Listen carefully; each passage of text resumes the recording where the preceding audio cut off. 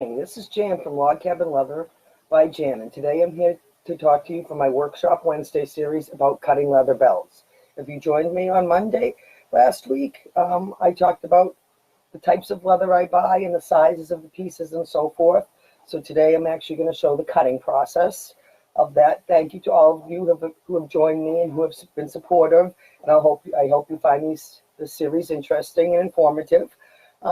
So again, on Monday I talked about the different types of hides that I buy, and right here in front of me I have two different ones right now. Again, I have shown these pictures before. Right now in front of me, this big one is a double back. That's a large piece. That's mostly what I buy now. But also what I have in front of me, and again, this is what I originally bought when I started making belts in 1977, is the shoulder, the double shoulder. And now these are two different weight leathers, which is also something I talked about the other day. The double back here is the 9-10 ounce leather, is the heavier one.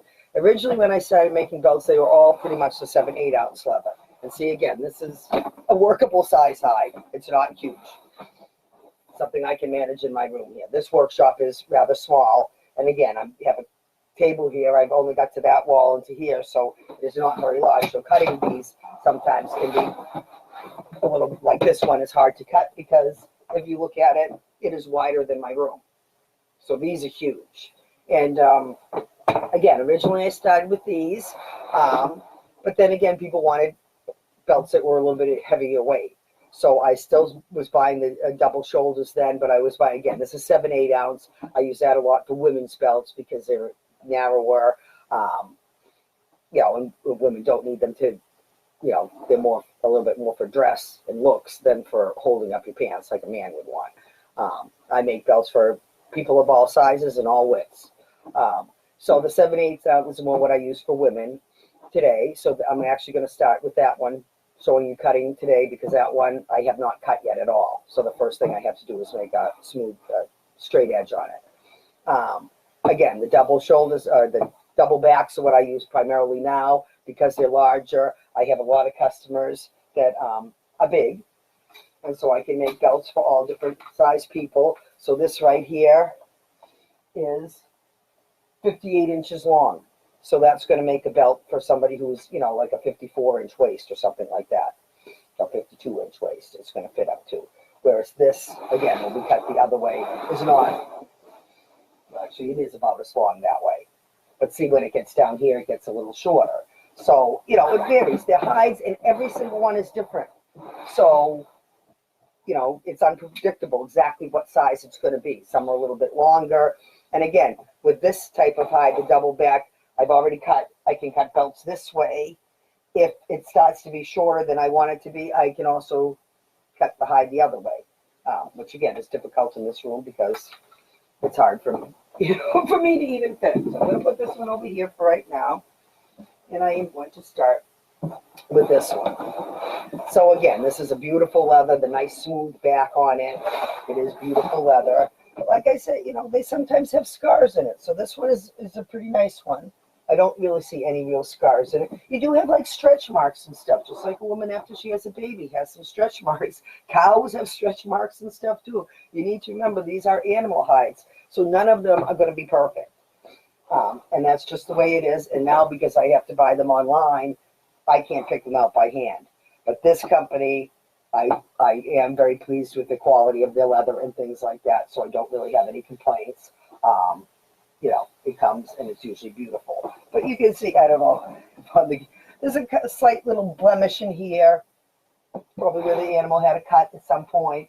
That really, when it's tooled, or isn't going to show too much. So now the first thing I have to do is cut the straight edge on this. So again, and this is my cutting table, so all my tools for this, straight edge ruler. That's a 4-foot one. Still not long enough to cut the whole hide, so that's where it gets a little tricky because you want to make sure you are going straight. I also have the square. It's one of my main cutting tools. I'll be using that in a minute. I use a rotary cutter. But again, sometimes the leather is so thick, that's not really quite, it will help score it, but not always strong enough to go all the way through it. So I'll be using that in a moment. And X-Acto knives are also used. And then the tool that I showed for my tool trivia yesterday, and I apologize, that post was supposed to go up in the morning, and I don't know what happened. It didn't post, so I didn't realize till later. And Tuesdays are my day to spend with my granddaughter, so I didn't really pay any attention because I had posted it, scheduled it, and it didn't post. So that didn't come on till last night. So I apologize for that. If you wanted to play the game, this was a tool I had for the tool trivia, and it is something to do with belt making, which you probably had figured out if you were with me, because again, everything is going to kind of go together. So if I'm talking about belts, the tools I'm going to show you are for belt making. So that is called a belt stripper, and I'll be showing you that in a minute. But first, what I have to do is cut the straight edge on this hide. So I have to get it on the table here, and this is where you really get into your work when you're doing leather work, because I have to climb up on this table to hold this straight and to get it to stay the way I want. So to make it straight across here, I have to, hold the ruler so it is not gonna. So I'm gonna get this one to the table more. And so see, there's always gonna, leather always has ways. The other thing that people don't realize with leather is it's messy.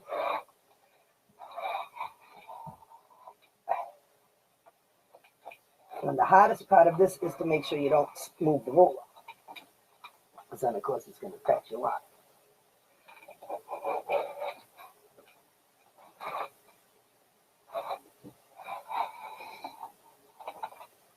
See, I'm still not penetrating through all of this. So it still hasn't cut through yet.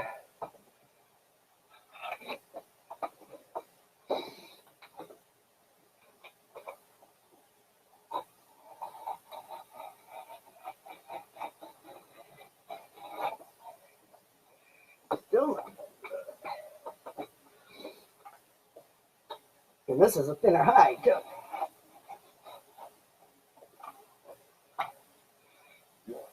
Change my line here a little bit so we're going to get that.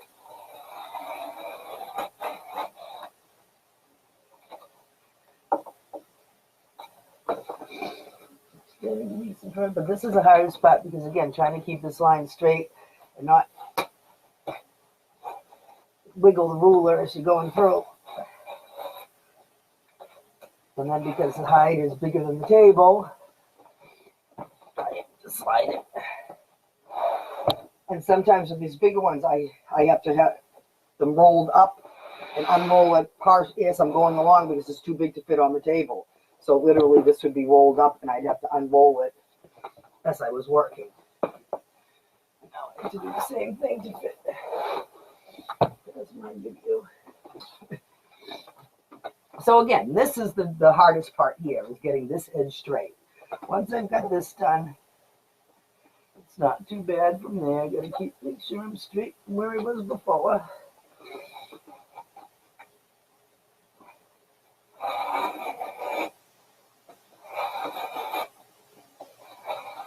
And so you need a downward pressure to cut, so which is why being up on the table is easier than standing, because I need to have a downward pressure to cut it.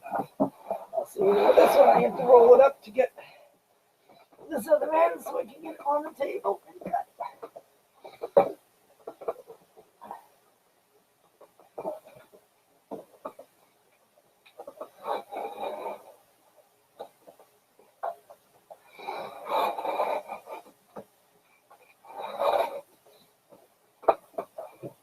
I actually did better cutting that with a little X-Acto knife than I did the rotary cutter. Really all depends. So then I think that looks pretty good. There. I've got my straight edge now. So once you get that, then I go to my little belt stripper here. And again, how this works is it adjusts to different widths. To make my belts uniform, I have a guide that I use, but this, I have to make it tight so that it doesn't slide when I'm using it. You turn this piece slides in and out. It has numbers in here, which you probably can't see too well, but it's measurements, inches, millimeters, I think it is too. So this is how I determine the width of my belt. So now again, this is for women's belt. So I have these pieces. This is something I do because I'm trying to make all my belts a consistent width. So an 1 3/4 belt. This is a tiny bit narrower than an 1 3/4 belt because you want it to slide through the buckle. If the belt was exactly an 1 3/4 wide, it would rub on the edges of the buckle and wouldn't fit. So they're slightly smaller, narrower than the bit. So again, I have them for all different width belts. And like I said, I go right down to 1/2 inch. So this is what I use. So basically, I'm going to cut a 1-inch belt. I put this in here, slide it over snug like that. I want to make sure it's on the person on the bottom of this. This wiggles in here. So you want that in there. Pushed over to the side, tighten it. I usually use pliers to tighten it. But the other thing is the thickness here. This is not going to be thick enough to even go through the leather, You want it to fit snug on the leather, but you don't want it so tight. And because, see, the hides vary in width a little bit. They're, again, 7/8 ounce. So some of the leather is going to be slightly bit thicker than the other. Usually, the center of their back is thicker than on the sides a little bit. So again, you want that flat in there. You've got this size that way. I think it still may need to be. So I just use the pliers to tighten that so it holds it in. But then you have to check this way to see if it's going to slide through there well. So that looks pretty good for right now. So let me get these off the table now. And now this is still, you slide this along and it's going to cut the strip of belt.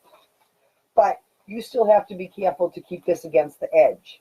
Because if I veer out or whatever, it will affect the shape of the belt. So I use those. Right here in my workshop. Everything is right here. So again, I got to get back up on the table. You start at the end. You pull it in. And sometimes the leather is a little rubbery at the end, and it's not easy to get it started. You get it started, basically, I have to keep this edge right across the edge of the leather. That's what guides it and makes it straight. If I don't have that on the edge of the leather, or if I, pull away, then it's going to affect it.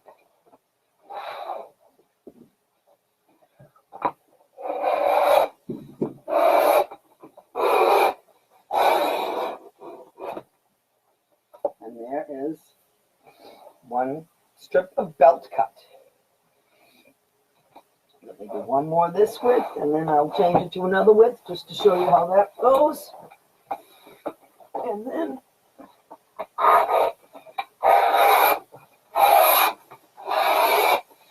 so now after you cut a few of the belts, you have to check the edges again, because what generally happens is when you come off this end here, a lot of times you curve a little bit. And at the beginning too. So after you've done several belts, I have to check the ends to make sure they're straight again. So now again, if I'm going to do a different size belt, I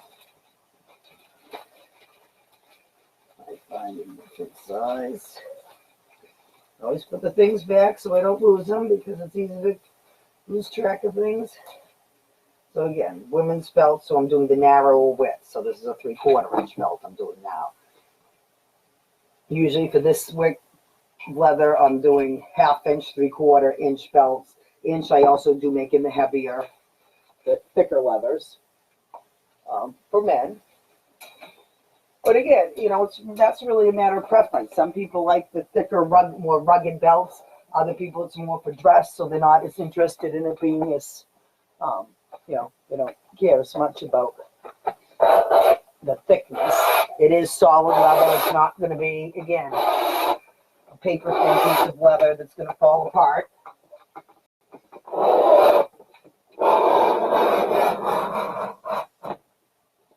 And so there's another strip. So that's basically all there is to it.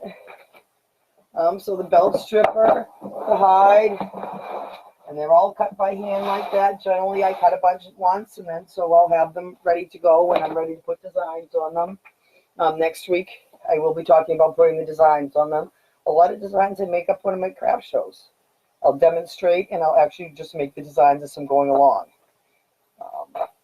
So again, these are really nice strips. There's still a lot of finishing to the edges and things, which will be the week after that. So now I was just going to show, again, this hide being very much bigger. Trying to cut the straight edge on this to begin with, like I said, is very difficult. This is the bridle leather.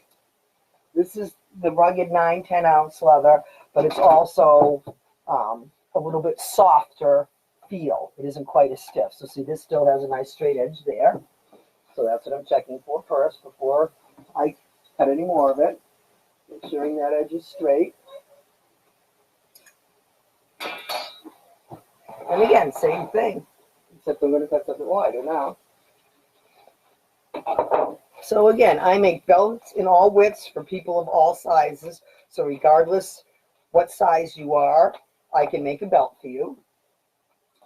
Like I said, this hide is up to 58 inches long, so that's going to make a belt for most people. If you're ordering a belt from me, there's several ways you can do it because they're custom fit. You're going to get the perfectly fitting belt the way you need it, which you can't always find in a store. I mean, that's what, again, a lot of women tell me they find a belt they like, but they can't get it in the size they want.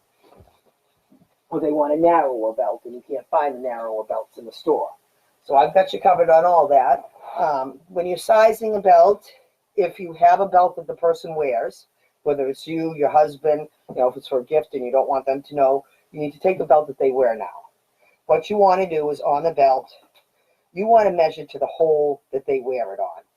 This was an old belt that was my father's. I mean, generally, and see, I don't wear this all the time. There's usually, you can tell the hole that they wear it on. It's usually more worn. So if that's the hole that I wear it on, or the person wears it on, that's what I want you to measure. I want you to measure from the leather here to the hole they wear it on. That's going to be the measurement I need. From there, when I measure it, I usually make 2 holes that are going to be tighter, 2 holes that are going to be larger, and that's how it's going to be measured. Now, this belt, again, was one of my father's, so I may have cut it originally because I have holes going out to the end here, so I normally wouldn't do that. Once you tell me those holes for you, when I cut the belt, this extra end, again, if your hole is here, this piece is going to be long enough to go through that belt loop, so that if you wore it on the larger size, it's still going to fit through the belt loop like that. So that's how I size it. If you like it done differently, then you can tell me that. I will make it the exact same length. If you say I want it to be, exactly 42 inches long or 38.5 inches long, and I want the holes to be at, here, and here, I will do it exactly how you want. It's your belt. I'm going to make it the way you want it to fit. The other thing that's nice about my belts is you get a choice of buckles with them. They all remove. This has a snap on it, which is something I used long, long ago. I don't use snaps anymore. I use something called the belt screw, because what happens with the snap, the belts last, the snap always doesn't. Sometimes they break. If the snap breaks, you can't wear the belt anymore. So I use what's called a belt screw. The worst case scenario, if the belt screw comes out, you need to replace the screw. But, it hasn't affected the belt or the wearability or anything like that. So that's what I do now. And again, once again, this has a straight edge. I can climb up on my table. Again, sometimes the leather is a little soft here along the edge, and it is hard to get this tool going. And see, this leather being a little bit thicker, I've got to widen out my thing here. Sometimes I can just cheat and stick something in there like that. The idea of that is you don't want it to be too much space in here, because then you're going to wiggle when you're cutting it. You want it to be almost the thickness of the leather, so it holds it in place, basically. You don't want it to be so tight that it's working against you, but at the same time, it's to prevent it from wiggling and, all of that. And again, if anybody said leather, woodworking is messy, leather work is extremely messy, because all of this, again, Makes little scraps of leather, pieces and parts, scraps. The other part of the belt making is very messy that I'll show you a couple weeks from now, is finishing the edges. That makes a lot of mess. Leather work, there are always scraps because of course now you've got to cut the ends, all that kind of thing. That will be 2 weeks from now when I talk about finishing them. So basically now these are just the leather strips ready to, again, finish, do the edges on. This kind of belt would not have any designs on it, so this would be ready for me to do the finishing edges and to cut the buckle ends and the tip and things like that.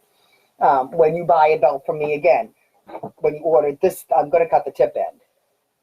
I leave the buckle where it is. I'll change it if you want, but this is the end I'm going to cut. I round it back off again. You really cannot tell it was cut at all. This one is a little bit long. Normally I would make them shorter than that, but again, this is my father's, so some sentimental value, I really didn't want to cut it anymore. I think, like I said, I had cut it once, but I really don't want to do it because he is not with us anymore, and he is a lot of the inspiration behind my belts. My father loved my belts, more of the tooled belts. He was my belt salesman. He was in public relations, and he loved to go to shows with me. He retired about the same time I started college. He kind of got forced out because he was an editor and publisher at Northeastern University. And, you know, computers came into being. He had never used a computer his whole life. And at his age, you know, he was in his 70s, too old to learn. So he really got phased out. So had a lot of time on his hands. So I had started doing leather work around that time. He started going to shows with me. I mean, we carried the stuff. He'd even go camping with me when I went away to shows and things like that. He was my belt salesman.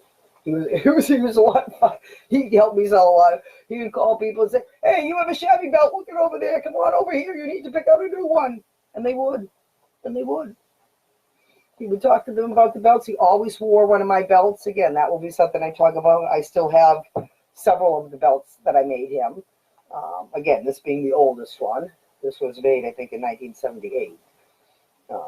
My son still has a couple belts I had made him in different widths. He had them in all different widths. Again, and he did work the first, I don't know if he was working still the first couple of years. But in any event, he was a snazzy dresser. He hated basic suits like he was supposed to wear to, you know, to the office. He wore sports jackets and always very colorful and things like that. So he loved the tool belts. And I got to say, the way he dressed, they really did enhance his outfits, and they looked very nice on him and things like that. So he was a lot of inspiration there, and I miss him very much. I wish he was around now to help me with public relations and marketing and things like that. Even though he couldn't use a computer, I think he would be good at least helping me write things out and edit, certainly. Till the day my mother died, she was always correcting my grammar and things like that. So the two of them would have been a big help if they were around to help with that. But unfortunately, they are not. So that's pretty much all I have to say about the belt making. Thank you. Hi, Heidi. Hi, Ross. How are you, Ross? I haven't seen you for a long time. Thank you guys for coming in here. I honestly don't know how much of this you saw, but I was talking today about cutting the belt strips. Next week, I'll be talking about putting the designs on the belts. So the tooling. So that will be my demonstration next Wednesday, is actually now taking these strips and how I put the designs on them. So that will be next Wednesday. On Saturday, I'll be showing you some of the finished belts and what they look like, the plain belts and that part of it. And the following Monday, again, next week is all about the stamping of the belts and the designs. So more about my father's story and how he helped me with that. And the design process itself I'll be demonstrating. And the following week after that is all about the coloring of the leather, how I add the colors to the leather. And the week after that will be, again, finishing the edges and things like that. I round them off. I make them smooth so they're not rough and sharp like this. So that will be the following week. So there's all things coming up. Again, my tool trivia game will continue every week. Again, this was my tool this week. It was a belt stripper used to cut the belts that I just showed. So each week I'll have a tool on Tuesday for you to look at and try to guess what it is. And then the next day, or when I do the workshop Wednesday series, I'll show that tool in use. So that's what that plan is there.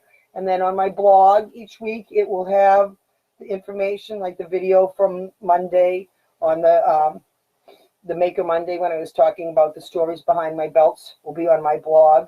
This video will be on my blog. So basically, the blog is a culmination of everything that's gone on for that week, the stories behind that particular project and things like that. So that will be on my blog that will come out tomorrow. If you guys have any questions or whatever, feel free to ask. I'm hoping, you like this and share it with other people. I'm really trying to increase my reach here, which, I need to improve. My marketing is not the greatest. I know, Ross, you're doing a great job with your stuff. Congratulations on you. I know you've been doing all sorts of things, and your store, I think, seems to be going very well for you. So congratulations to you. I think I should take some marketing lessons from you because you're a whole lot better at it than me. So thank you for watching me, and I appreciate that. I don't really have anything else to share, I think, at this point. So that's about all I have to say today. So thank you very much, guys, for watching me and supporting me. Every little bit helps a small business grow, so I really appreciate you hanging out with me and watching these. Thank you very much. Again, I hope you'll share it with some of your friends and help me grow that way. I appreciate all your support. Thank you very much. Enjoy the rest of your day. And like I said, my blog will come out tomorrow. Saturday, I'll have the Spotlight series where I'll show some of the belts that are finished and things like that, and show you the colors and talk about the buckles and the different ways you can order them. So that will be Saturday. Thank you very much. I appreciate your support. And that's about all I have to say for now. So thank you. Have a nice day. Goodbye, y'all. Thank you.